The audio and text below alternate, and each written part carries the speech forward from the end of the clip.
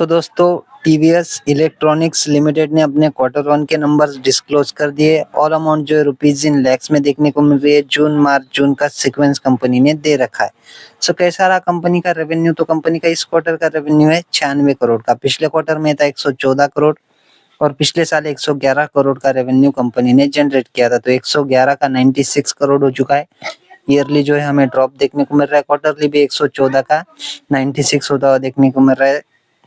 यानी कि क्वार्टरली भी कंपनी का रेवेन्यू में हमें ड्रॉप ही देखने को मिल रहा है।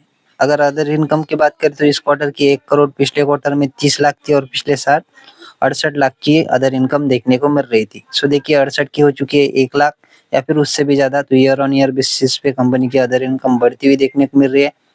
क्वार्टरली भी 30 लाख की जो है 1 करोड़ की रेंज में जाती हुई देखने को मिल रही है। टोटल इनकम की बात करें सो देखने को मिल रही है 98 करोड़ की। पिछले क्वार्टर में थी 114 करोड़ और पिछले साल 112 करोड़ की टोटल इनकम कंपनी ने जनरेट की थी। सो 112 की 98 करोड़ हो चुकी है। ईयरली ड्रॉप है। क्वार्टरली भी 114 की 98, यानी कि क्वार्टरली भी हमें ड्रॉप ही देखने को मिल रहा है कंपनी के टोटल इनकम में। बात करें कंपनी के खर्चों की, सो कंपनी के इस क्वार्टर के खर्चे 102 करोड़, पिछले क्वार्टर में थे 117 करोड़ और पिछले साल 113 करोड़ के खर्चे कंपनी ने किए थे।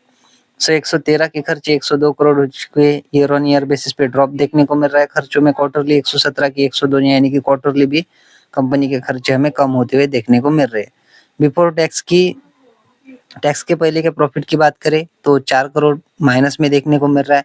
पिछले क्वार्टर में -2 करोड़ था और पिछले साल -1 करोड़ का जो है टैक्स के पहले वाला प्रॉफिट देखने को मिल रहा था। तो -1 का -4 हो चुका है। ईयरली बहुत ही खराब परफॉर्मेंस है। क्वार्टरली भी -2 का -4, यानी कि यहाँ पर भी हमें गिरावट ही कंपनी के नंबर्स में देखने को मिल रहे हैं। नेट प्रॉफिट की बात करें तो प्रॉफिट क्या ही बोलेंगे दोस्तों, लॉस ही है। तो कंपनी का जो नेट लॉस है वो है 3.5 करोड़ का। पिछले क्वार्टर में 57 लाख का था और पिछले साल -1 करोड़ का जो है 1 करोड़ का लॉस में कंपनी देखने को मिल रही थी। तो 1 करोड़ के लॉस में जो कंपनी थी वो बढ़कर जो है 3 करोड़ हो चुका है।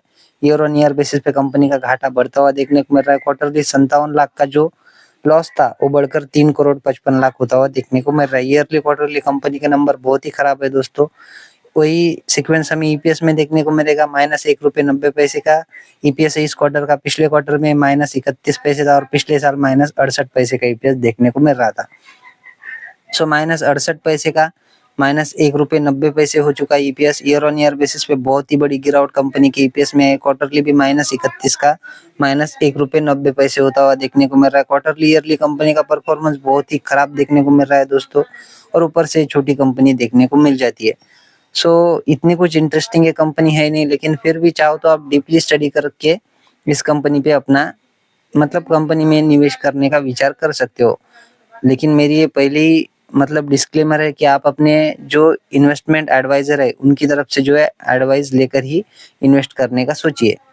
सो आशा करता हूँ दोस्तों वीडियो आपको अच्छी लगी होगी। अगर अच्छी लगी हो तो वीडियो को लाइक और चैनल को सब्सक्राइब भी कर देना। मिलते हैं नेक्स्ट वीडियो में, तब तक के लिए धन्यवाद। Bye bye.